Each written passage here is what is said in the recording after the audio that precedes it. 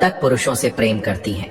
मित्रों, आप सभी को पता है कि आज के कलयुग के समय में हमारे सभी पुत्र या पुत्री किसी न किसी से बातें किया करते हैं और जाने अनजाने में किसी न किसी से प्रेम कर बैठते हैं, और दोनों के बीच प्रेम हो जाने के बाद कोई संभव नहीं होता कि उन दोनों की शादी हो जाए। मित्रों, जब उन दोनों की शादी नहीं होती तो दोनों प्रेम के वशीभूत होकर अपने घर परिवार को छोड़कर भाग जाते हैं और कहीं पर बसेरा कर लेते हैं और शादी भी कर लेते हैं।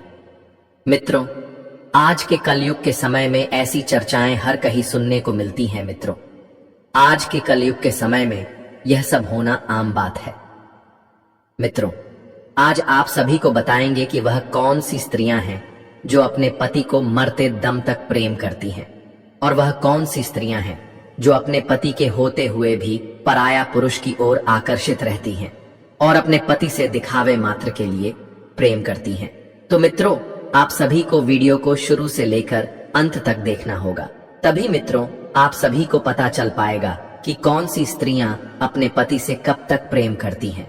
मित्रों, कथा को आगे जानने से पहले वीडियो पर पहली बार है तो वीडियो को लाइक कर दीजिए और साथ में चैनल को भी सब्सक्राइब कर दीजिए और बेल नोटिफिकेशन को ऑल पर सेलेक्ट कर दीजिए और कमेंट बॉक्स में जाकर जो माता लक्ष्मी जरूर कमेंट करे। मित्रों, चलिए मैं आप सभी को एक कथा के माध्यम से स्त्रियां अपने पुरुष से कब तक प्रेम करती हैं इस प्रश्न का उत्तर देने वाले हैं।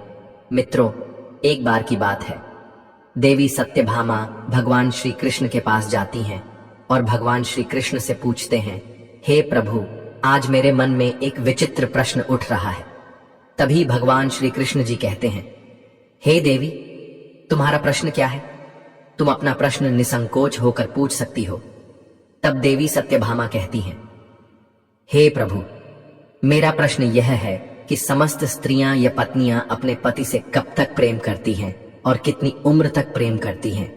मित्रों, यह बात सुनकर भगवान श्री कृष्ण जी कहते हैं, हे देवी, आज आपने अति उत्तम प्रश्न किया है। यह प्रश्न समस्त पुरुषों के लिए है कि स्त्रियां उनसे कब तक प्रेम करती हैं। हे देवी, मैं तुमको इस प्रश्न का उत्तर एक कथा के माध्यम से देने वाला हूं। हे देवी, इस कथा को तुमको शुरू से लेकर अंत तक पूरे मन से सुनना होगा। आगे देवी सत्यभामा कहती हैं, हे प्रभु, आपके मुख से वह कथा सुनना कितनी सौभाग्य की बात है। आगे भगवान श्री कृष्ण जी कहते हैं, हे देवी, इस कथा को जो पूरा सुनता है उसके घर में सदैव माता लक्ष्मी का वास होता है और भगवान शनिदेव की छत्र छाया उसके ऊपर हमेशा बनी रहती है, और जो भी इस कथा को अंत तक नहीं सुनता है उसके घर को माता लक्ष्मी छोड़कर चली जाते हैं। और आगे भगवान श्री कृष्ण जी कहते हैं, हे देवी, इस कथा को तुम पूरे ध्यान से अंत तक सुनना। तब देवी सत्यभामा कहती हैं, हे प्रभु, मैं आपको वचन देता हूं कि मैं इस कथा को शुरू से लेकर अंत तक सुनूंगी। तब भगवान श्री कृष्ण कथा को आगे सुनते हुए कहते हैं, हे देवी, एक बार की बात है, उत्तर प्रदेश में एक स्वाभायमान नगरी थी। उस नगर में एक बहुत बड़ा घना जंगल था। उस जंगल में ना तो कोई आता था ना तो कोई जाता था। उस जंगल में सिर्फ और सिर्फ जंगली जानवरों का बसेरा था। मित्रों, उत्तर प्रदेश में एक राजा राज्य करता था जिसका नाम धर्मराज था, और उस राजा की उम्र लगभग 42 वर्ष की हो चुकी थी, और उस राजा की अभी तक शादी नहीं हुई थी, क्योंकि आज तक उसे कोई भी स्त्री पसंद नहीं आई थी। उसके लिए कोई भी स्त्री सुंदर नहीं थी। मित्रों, उस राज्य में एक जंगल था। उस जंगल की चर्चा बहुत ज्यादा हो रही थी। मित्रों, जब उस राजा ने यह चर्चा सुनी कि उनके नगर में एक जंगल है जहां पर ना तो कोई आता था और ना ही कोई जाता था, और उस जंगल में सिर्फ जंगली जानवर ही रहा करते थे, मैं तो वह खबर सुनकर राजा उस नगर के जंगल में जाने का निर्णय लेता है और वह अपने मंत्रियों को आदेश देकर एक अश्व तैयार करवाता है, और वह राजा उसे अश्व पर बैठकर उस नगर के जंगल के लिए रवाना हो जाता है। मित्रों, वह राजा जब उस जंगल में प्रवेश करना ही वाला था, तभी उस जंगल के किनारे उसे एक कुटिया दिखाई देती है। तब वह राजा सोचता है कि मैंने सुना था कि इस जंगल में ना ही तो कोई आता था और ना ही तो कोई जाता है, तो यहाँ पर यह कुटिया कैसे? तब वह राजा उस कुटिया को बड़े ध्यान से देख रहा होता है, तो वहां पर उसे एक सुंदर स्त्री दिखाई देती है। वह इतनी सुंदर थी कि राजा उसे एक बार ही देखने पर उस पर मोहित हो गया। और वह राजा दूर से ही उस स्त्री पर नजर रखे हुए था और बड़े ध्यान से उस स्त्री को देख रहा था। और जब वह राजा उस स्त्री के पास जाता है तो वह राजा देखता है कि वह एक वैश्या है। वह वैश्य बहुत ही सुंदर थी। उसने एक ही नजर में राजा का दिल जीत लिया था। मित्रों, उस वैश्या को देखकर ऐसा लगता था कि मानो मुझे स्वर्ग से कोई अप्सरा आ गई हो। मित्रों, वह राजा उस वैश्या को बहुत ही ध्यानपूर्वक से देख रहा था और वह राजा उस वैश्या पर मोहित हो गया और फिर उसने उस वैश्य से विवाह करने का प्रस्ताव रख दिया।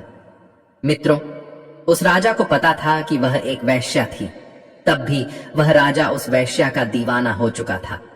वह राजा आज तक ऐसी स्त्री नहीं देखी थी, इसीलिए उस राजा ने आज तक अपना विवाह नहीं किया था।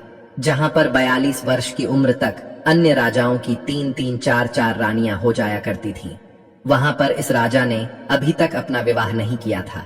और जब वह राजा उस वैश्या पर मोहित हो गया और विवाह का प्रस्ताव रखने के बाद वह राजा कहता है कि हे देवी, मैं आपके बिना अब एक पल भी नहीं रह सकता हूं, इसलिए हे देवी, आप कृपा करके मुझसे विवाह कर लीजिए।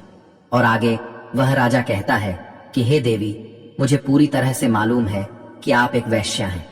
तब वह वैश्या कहती है, हे महाराज, मैं एक वैश्या हूं, मैं किसी से भी प्रेम नहीं कर सकती, क्योंकि महाराज वैश्या का कोई भी धर्म नहीं होता है और वेश्याएं सिर्फ और सिर्फ धन से प्रेम करती हैं।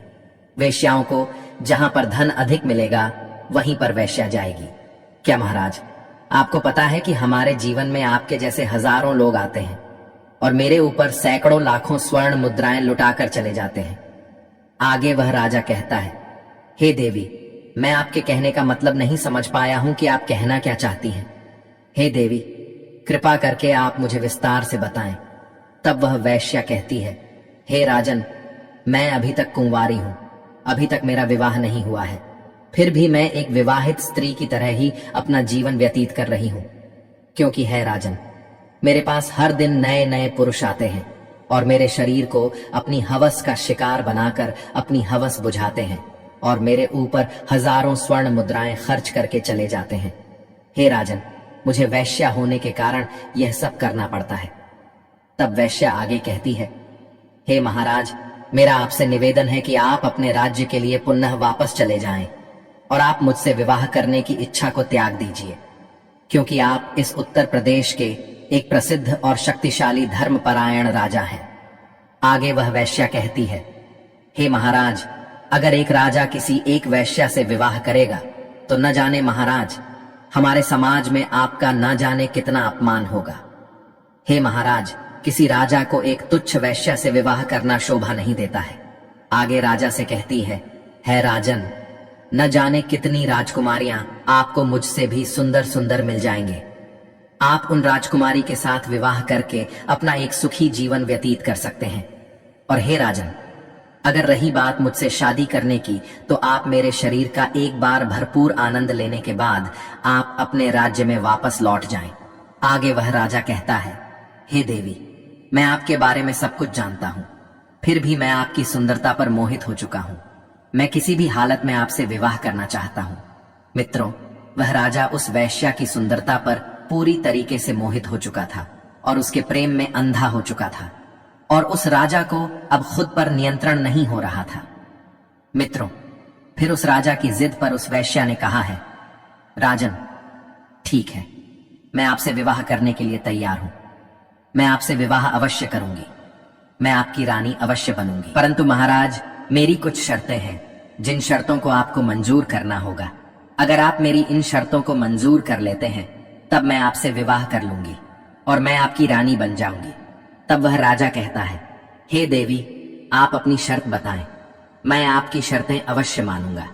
आगे वह वैश्या कहती है कि हे महाराज, मेरी वृद्ध माता और पिता हैं, आपको इन्हें अपने राजमहल में ले जाना होगा और मेरे माता पिता की अच्छी तरीके से देखभाल करनी होगी।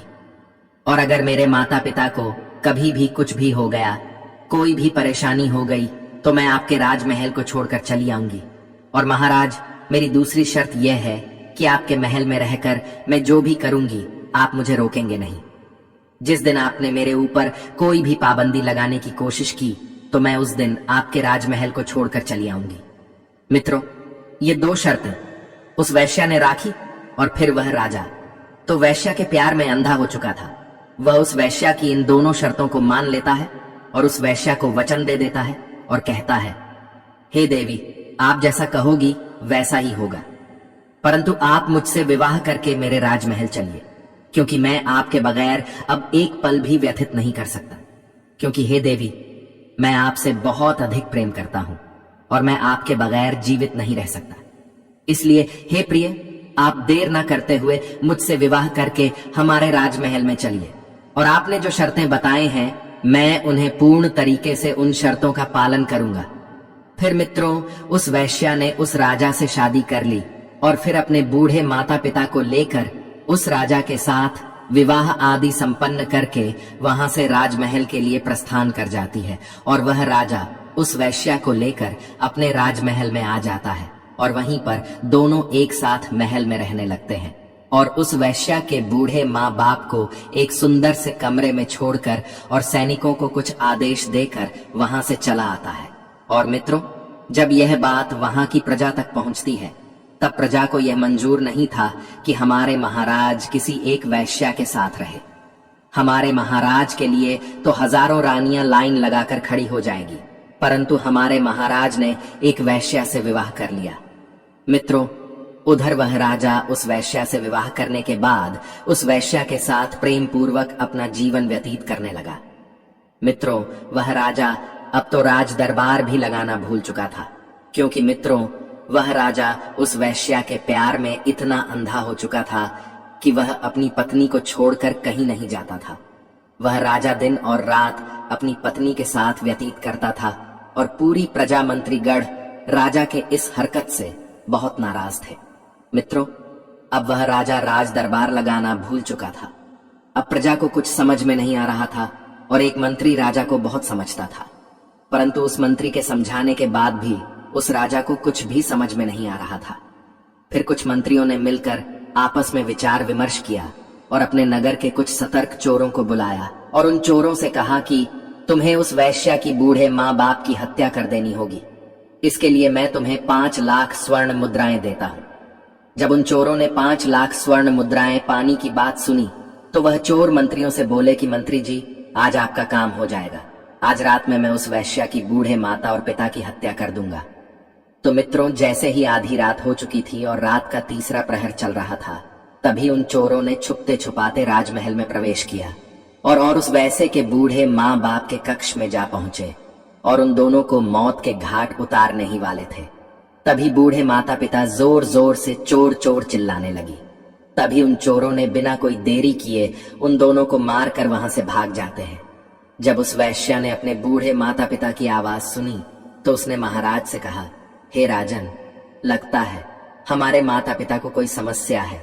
तब वह वैश्या और राजा धर्मराज उनके माता पिता के कमरे में जाते हैं तो वहां पर देखते हैं कि उनके माता और पिता की मौत हो चुकी है और मौत करने वाला वहां से भाग गया है। फिर मित्रों, वह राजा उन चोरों को थोड़ा सा देखता है और उनके पीछे पीछे भागने लगता है। वह अपने पूरे महल में उनके पीछे पीछे भागता है। फिर वह चोर उस राजमहल से निकलकर जंगल की तरफ भाग जाते हैं। फिर वह राजा लौटकर उसी कक्ष में आ जाता है। मित्र, उस वैश्या ने राजा को उस कक्ष में आया हुआ देखकर उस वैश्या ने महाराज से कहा, महाराज, अब मैं क्या करूं? तब उस राजा ने कहा, हे देवी, मैं अपना वचन हार चुका हूं। हे देवी, मैंने आपको जो वचन दिया था, आपकी जो 2 शर्तें थी, मैं आपकी उन शर्तों को पूरा नहीं कर पाया। आगे वहां राजा कहता है, हे देवी, मैं तो आपकी शक्ति पूरी नहीं कर पाया हूं। अब आपके मन में जो आए वही करिए। मित्रों, उस वैश्या ने राजा की यह बात सुनकर राजा से कहती है, हे महाराज, ठीक है, मैं अपने शर्त के अनुसार मैं आपके राजमहल को छोड़कर जा रही हूं। मित्रों, फिर वह वैश्या उस राजा के राजमहल को छोड़कर अपनी कुटिया की तरफ निकल जाती है। फिर वह राजा उस वैश्या को जाता हुआ देखकर बहुत चिंतित हुआ, परंतु मित्रों, वह राजा अपने शर्तों के अनुसार कुछ कर भी नहीं सकता था। वह राजा उस वैश्या को जाते हुए देख रहा था और उसकी आंखों में आंसू आ चुके थे। फिर मित्रों, वह वैश्या राजमहल से निकल जाती है। मित्रों, राजा की पत्नी वह वैश्या राजमहल को छोड़कर चली गई थी। तो राजा आज सभा लगाई और उस सभा में राजा बड़ी मायूसी के साथ बैठा हुआ था और जब सभा खत्म हुई तब राजा वहां से चला आया और वह यही सोच रहा था कि अब तो मेरे जीवन में अंधेरा ही अंधेरा है। अब मैं उस वैश्या के बिना कैसे रहूंगा। और वह कहता है, मेरी सबसे कीमती चीज मेरी जिंदगी मुझे छोड़कर चली गई, अब मैं उसके बिना कैसे रह सकता हूं। मित्रों, आप उस राजा को उस वैश्या के प्रेम में इतना अंधा था कि वह ना तो कुछ खाता था और ना ही कुछ पीता था। वह रात भर अपने बिस्तर पर पड़ा होकर उस वैश्या के बारे में सोचा करता था। उसको रात भर नींद नहीं आ रही थी मित्रों। इसी तरह धीरे धीरे कुछ दिन व्यतीत हुए मित्रों।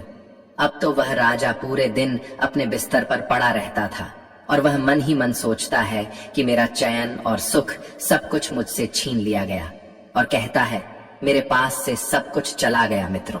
अब वह राजा उस वैश्या के लिए बड़े ही परेशान हो रहा था मित्रों।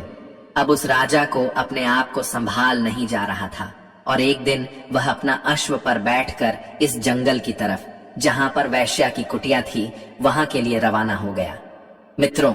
इधर वह राजा उस वैश्या की कुटिया के पास पहुंचता है और उस वैश्या के सामने जाकर राजा उस वैश्या से कहता है कि हे प्रिय, आप हमारी पत्नी हैं और आपने अपनी शर्त के अनुसार आप हमको छोड़कर चली गई, और है प्रिय, आप जब से मुझे छोड़कर आई हैं तब से मेरा सुख और चैन सब कुछ छीन गया है। अब तो पूरी रात मुझे नींद नहीं आती है। मैं पूरी रात करवटें बदलते रहता हूँ, कभी उठकर बैठता हूँ तो कभी लेट जाता हूँ। हे देवी, मुझे आपकी याद बहुत आती है मित्रों। वह राजा कहता है, हे प्रिय, आप मेरे साथ राजमहल चलिए, क्योंकि मैं आपसे बहुत अधिक प्रेम करता हूँ।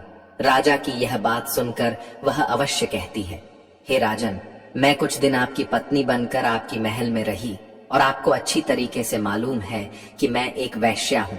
और हे राजन, आपको अच्छे तरीके से ज्ञान है कि वैश्या का कोई भी धर्म नहीं होता है और वैश्या ना जाने कितने लोगों को पति बनती है। वैश्या की जिंदगी में हर रोज नए नए पुरुष आते जाते रहते हैं और वैश्या हर रोज एक नए पुरुष से मिलती रहती है, क्योंकि वैश्या का यही मतलब होता है अपने शरीर को बेचना। वैश्या अपने शरीर को बेचकर अपना पेट पलती है और वैश्या महाराज से कहती है, हे राजन, तुम्हारे जैसे हैं न जाने कितने हवस के पुजारी मेरे द्वारा पर आते रहते हैं और मेरे शरीर का भरपूर आनंद लेते हैं और मुझे हजारों स्वर्ण मुद्राएं देकर यहाँ से चले जाते हैं। आगे वह वैश्या कहती है, हे राजन, मैं आपकी शर्त के अनुसार आपकी रानी बनकर आपके महल में रही, परंतु आपने मेरी शर्तों को पूरी नहीं कर सके, इसलिए मैं आपकी राजमहल को छोड़कर चली आई हूँ।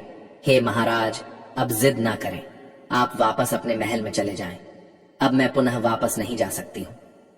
वैश्या की यह बात सुनकर वह राजा कहता है, हे देवी, मैं आपके बगैर नहीं रह सकता हूं। आगे बाद वैश्या कहती है, हे महाराज, आप हमारे प्रेम में बहुत ही ज्यादा पागल हैं। यह सब एक महाराज को शोभा नहीं देता, क्योंकि आप महान राजा हैं। हे महाराज, मैं आपको कुछ ज्ञान की बातें बताने वाली हूं, कुछ अच्छी जानकारी देने वाली हूं। हे महाराज, ये बातें आप पूरे ध्यान से सुनना। हे महाराज, ये 3 बातें आप अपने जीवन में उतार लेना। हे महाराज, मेरी पहली बात यह है कि आप जो प्रेम कर रहे हो, यह एक राजा को शोभा नहीं देता कि एक वैश्या से प्रेम करें, उसे अपनी पत्नी बनाएं। यह शोभा नहीं देता, क्योंकि वह राजा होता है और एक राजा किसी वैश्या के प्रेम में पागल हो जाए, उसे यह शोभा नहीं देता है, क्योंकि कहते हैं ना, वैश्या का कोई धर्म नहीं होता है। वैश्या तो अपने जीवन में पता नहीं कितने पाप कर देती है, वह न जाने कितने पुरुषों की हवस का शिकार बनती है। हे महाराज, मैं किसी न किसी पुरुष का शिकार रोज बनती हूँ, इसलिए महाराज, आप हमारी बदन के लिए बड़े अच्छे तरीके से समझ लीजिए, आप हमारे प्रेम में अंधे न बने। और वह वैश्या आगे कहती है, महाराज, मेरी दूसरी बात यह है कि मैं एक वैश्या हूँ, मेरा कोई धर्म नहीं है, लेकिन समाज स्त्रियों का एक धर्म होता है। समाज की स्त्रियों की एक रीति रिवाज होती है, उन स्त्रियों के साथ आप विवाह करके धर्म का पालन कर सकते हैं। हे राजन, हमारे पौराणिक शास्त्र वेद शास्त्र कहते हैं कि जो समाज की स्त्रियां होती हैं, नारियां होती हैं, उनका धर्म होता है कि वह अपने पति के साथ में रहे, अपनी पति की सेवा करें, अपने पति को पति परमेश्वर मानकर उनकी हर बातों का पालन करें। समाज की स्त्रियों के लिए सबसे बड़ा देवता उनका पति होता है। हे राजन, उस समाज की स्त्रियों का पति चाहे निर्बल हो या बलहीन हो, या फिर वह गरीब हो या कोई कंगाल हो या निधन हो, उन स्त्रियों के लिए उनके पति सबसे बड़ा भगवान होता है। वह स्त्रियां अपने पति को पति परमेश्वर मानती हैं। वह स्त्रियां अपने पति को किसी भी हालत में छोड़कर नहीं जा सकते हैं, और उन समाज की स्त्रियों का यही कर्तव्य होता है कि वह अपने पति की सेवा करें। और हे राजन, यह बात वेश्याओं पर लागू नहीं होती है। हम वैश्या का कोई धर्म नहीं होता है। वैश्या के जीवन में पता नहीं कितने पाप होते हैं, इसलिए वैश्या तो वैश्या ही होती है। और उन समाज की स्त्रियां यही सोचती हैं कि मेरा पति किसी अन्य स्त्री के पास न जाए और किसी अन्य स्त्री को अपने शिकार ना बनाए, क्योंकि समाज की स्त्रियों का पुरुष अगर किसी अन्य स्त्री के पास जाता है तो उनके घर में लड़ाई झगड़ा होने लगते हैं। हे राजन, समस्त स्त्रियां यही चाहती हैं कि उसका पुरुष किसी दूसरी स्त्री के हवस का शिकार ना बने, वह किसी दूसरी स्त्री के ऊपर नजर भी ना डाले, क्योंकि उसको जो चाहिए हो वह मैं दे सकती हूं। इसीलिए समाज की स्त्री से विवाह करना चाहिए, और पुरुषों के लिए भी यही नियम है। जरूरी नहीं है कि पत्नी ही पतिव्रता होनी चाहिए। पत्नी ही धर्म का पालन करे, पत्नी ही अपने कर्तव्यों को पूर्ण करे। पुरुषों को भी पत्नी वृत्त होना चाहिए। और हे राजन, हम तो एक वैश्या हैं, हमको तो जहां धन मिलेगा हम वहीं पर जाएंगे। वैश्या का यही कर्तव्य होता है। वैश्याएं अपना पेट पालने के लिए अपने शरीर को बेचकर अपना पेट पालती है। हे राजन, वेश्याओं को जहां पर अधिक धन मिलता है, वैश्याएं उन्हीं की रानी बन जाते हैं, और जितने समय के पैसे मिलते हैं उतनी ही समय की रानी बनती है। उसके बाद जब उस पुरुष का समय समाप्त हो जाता है तब दूसरे पुरुष की बारी आती है, उससे भी धन मिलता है। हे राजन, वैश्या का तो काम है कि अपने आप को बेचना, दूसरों की प्रतिदिन रानी बनना। इसलिए हे राजन, हम जैसी वैश्या का कोई धर्म नहीं होता है, और जो समाज की स्त्री और नरिया का धर्म होता है, उन्हें अपने पति और बच्चों को छोड़कर नहीं जाना चाहिए। और मान लीजिए, यदि पति के पास धन की कमी है और उस पति के पास पैसे कमाने का कोई जरिया नहीं है, तो पत्नी को अपने पति को छोड़कर नहीं जाना चाहिए। यह नहीं कि जब उसके पति के पास धन कम हो या धन ना हो तो वह स्त्री अपने पति और बच्चों को छोड़कर किसी धनवान पुरुष के पास चली जाए। हे राजन, पति चाहे निर्धन क्यों ना हो, पत्नी को अपने धर्म का पालन अवश्य करना चाहिए। अपने पति के साथ रहना चाहिए, अपने पति की सहायता करनी चाहिए। और ऐसा नहीं कि पति के पास धन नहीं है तो अपने पति को वह स्त्री ताना दे, लड़ाई झगड़ा करे। अगर वह स्त्री अपने निर्धन पति से लड़ाई झगड़ा करेगी तो उसके घर में कभी भी माँ लक्ष्मी का वास नहीं होगा, और वह और कंगाल होते चले जाएंगे। उनके घर में अगर माँ लक्ष्मी आएगी तो उनके घर में माँ लक्ष्मी रुक नहीं सकती। एक दरवाजे से आएंगे और दूसरे दरवाजे से तुरंत चली जाएंगे। चाहे जितना दुख हो, पत्नी को हमेशा अपने पति से प्रेम करना चाहिए, और अपने पति को दिलासा देने के लिए पत्नी को हमेशा यही करना चाहिए कि स्वामी, मैं आपके साथ हूँ, आप परेशान मत होइए, भगवान की कृपा से सब कुछ ठीक हो जाएगा। और पत्नी को पति के प्रति और पति को पत्नी के प्रति हमेशा आकर्षित रहना चाहिए। हमेशा दोनों के बीच प्रेम बना रहना चाहिए, और कभी भी किसी भी स्त्री को अपने पति को छोड़कर कभी नहीं जाना चाहिए, और पति को भी अपनी पत्नी को कभी भी छोड़कर नहीं जाना चाहिए। हे राजन, आज के समय में समस्त पति और पत्नी के बीच में छोटी छोटी बातों पर छोटी मोटी लड़ाई झगड़े होते रहते हैं, परंतु एक दूसरे के प्रति प्रेम बराबर रहता है। और इतना समझ जाइए कि अगर जब पति और पत्नी के बीच में जो लड़ाई होती है, वह बातें अगर आसपास के पड़ोसियों के पास पहुंचती हैं, तो समझ जाइए कि पति और पत्नी दोनों एक साथ अब नहीं रह सकते। तब वहां पर पति को पत्नी के प्रति प्रेम नहीं होता है, और पति को और पत्नी को पति के प्रति प्रेम नहीं होता है। वहां पर पत्नी और पति एक दूसरे से अलग हो जाते हैं। और मित्रों, समाज की स्त्रियों का यही धर्म होता है कि वह स्त्रियां अपने पति के साथ मिलजुल कर रहे, और पत्नियों को हमेशा अपने पति के आज्ञा का पालन करना चाहिए। हाँ, वहां पर पत्नियों का पालन नहीं करना चाहिए जहां पर पति की बात गलत हो, पति आपसे गलत काम करवाता हो, वहां पर अपने पति का पालन नहीं करना चाहिए। मित्रों, आपने कहीं ना कहीं माता अनसुया की कथा सुनी ही होगी कि माता अनसुया हमेशा अपने पति की सेवा में लगी रहती थी और अपने पति की सेवा खूब करती थी। और माता अनसुया के पास कुछ नहीं था। और माता अनसुया अपने पति के साथ जंगल में एक कुटिया बनाकर उसी में अपने पति के साथ जीवन व्यतीत करती थी। माता अनसुया अपने पतिव्रता धर्म का पालन किया करती थी। अपने पति की सेवा तन मन से किया करती थी। माता अनसुया अपने पति को पति परमेश्वर मानती थी। और मित्रों, माता अनसुया के पास धन नहीं था, वह बहुत गरीब थी। और अगर यह सोचती कि हमारे पास धन नहीं है, मैं निर्धन हूँ और मेरे पास एक धनवान पुरुष होना चाहिए, वह अपने पति के लिए उनकी शक्ति थी। मित्रों, स्त्री के लिए सबसे बड़ा धन उसका पति होता है। धन का मतलब यह नहीं कि उसके पास सोना चांदी और बहुत सारे पैसे हो। पतियों का सबसे बड़ा धन उनके पति होता है और उनके बच्चे होते हैं। लेकिन आज के कलयुग के समय में समस्त स्त्रियों का सबसे बड़ा धन रुपया, पैसा, धन दौलत, यह सब होता है और पति कुछ भी नहीं होता। मित्रों, आपने कहीं ना कहीं सुना होगा, कहीं ना कहीं देखा होगा, अपने गांव में, अपने घर के पड़ोस में, अपने ही घर में, कि धन के लिए कितनी ज्यादा लड़ाई होती रहती है। इसीलिए हे राजन, पत्नी को हमेशा धर्म का पालन करना चाहिए। आगे वह वैश्या कहती है, हे राजन, आप वेश्याओं के चक्कर में ना पड़े, जो आप हमारे चक्कर में पड़े हुए हैं। आप हमारे प्रेम अंधी हो गए हैं और हमारे प्रेम में जो पागल बने हुए हैं। हे राजन, राजा को अपने बारे में कभी नहीं सोचना चाहिए।